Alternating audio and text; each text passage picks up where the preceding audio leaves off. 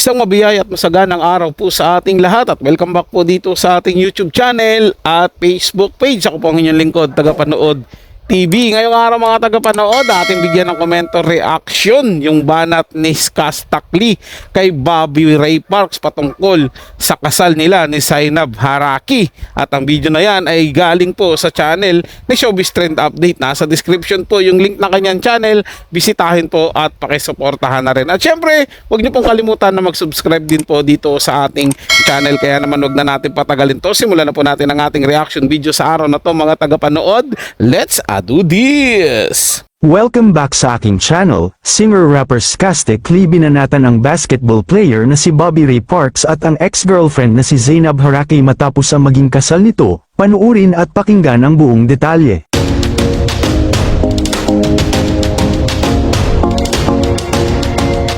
Muling nag-viral ang Pilipino singer at rapper na si Skastakli sa iba't ibang social media platforms. Dahil sa gitna ng pagdiriwang ng Father's Day ay nagbahagi siya ng isang maikling pahayag na tila tumutukoy sa kanyang pananahimik sa gitna ng mga isyong ibinabato sa kanya.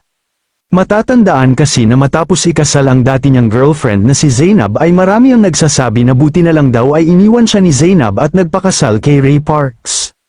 Dahil mas lalong gumanda pa daw ang buhay ni Zainab, bukod sa lalong yumaman, ay naging mayaman din ito sa pagmamahal ng kanyang bagong asawa. Gayunman, tila hindi naman nagustuhan ni Skastakli ang pagdamay sa kanyang pangalan sa naging kasal ni Bobby at Zainab, kaya naman nag-post na ito ng kanyang saloobin. Naayon sa mga netizens, ang naturang post ni Skasta ay tila pagpapakita na hindi siya apektado sa kasal ng dalawa, at pagpapakita lang na wala siyang pakialam, pero tila patama naman ito sa mag-asawang Bobby at Zainab. Aniya, ito, para lang sa mga nagmamahal at taga-suporta ko na nag-aalala sa akin kung bakit hindi ako mapagpatul sa mga bagay-bagay, ang sagot ko dyan, may magulang ako, at para lang sa mahihinang ulo lang yung pumatol, okay, Happy Father's Day. Samantala, matatandaan naman na may kumalat na isang quote card, kung saan ay tila naapektuhan daw si Skaste sa kasal ng dalawa, dahil hindi siya ang pinakasalan ni Zainab, samantala, marami naman sa kanyang mga taga-suporta ang humanga sa kanyang pagpili ng katahimikan kaysa patulan ng mga bashers.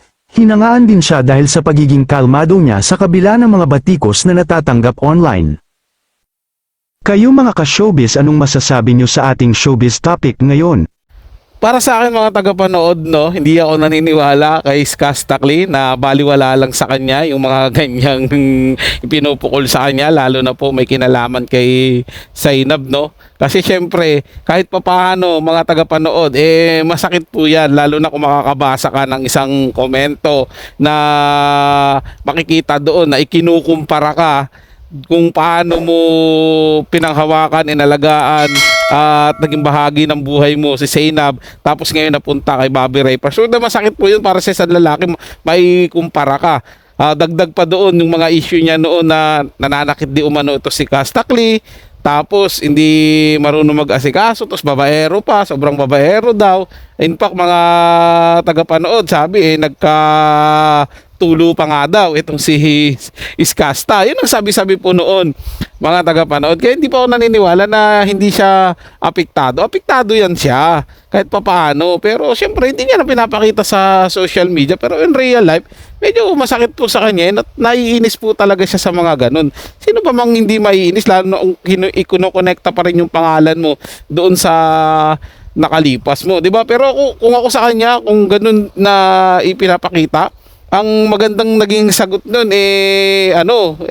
happy ako sa naging kalagayan. Ganun, parang sarcastic man pakinggan, sarcastic man tingnan, pero at least 'di ba parang ipinapakita mo na hindi ka talaga apektado doon sa nangyayari. Kasi minsan yung pananahimik, lalo kang lalo kang aasarin, lalo kang tutuyain talaga. Sabi, patahimik-tahimik lang yan, pero nasasaktan yan. Mga gano'n sa bagay, mga tagapanood, iba-iba talaga ugali ng tao, iba-iba yung ng pagkatao. May mga nananahimik na nga, tinutokso pa rin, na gusto talagang sumiklab yung galit. Pero ganun pa man, saludo pa rin kay Skasta. Tama yung ginagawa niya, hindi niya nalang pinapatulan yung mga basher, nananahimik na lang siya. Basta gawin niya na lang kung ano yung dapat niyang gawin, yung sa musika niya, para sa mga tagahanga niya, yun lang yung ginagawa niya. Tama yun, huwag niya na lang din pakialaman yung nakaraang relasyon niya. At move on na. Happy naman na si Zainab ngayon. Siguro siya din happy na. So yun lang mga tagapanood, ito ay comment at opinion lamang, wala pong personalan. Paalam po at mabuhay po kayong lahat. Maraming salamat po sa inyong panonood.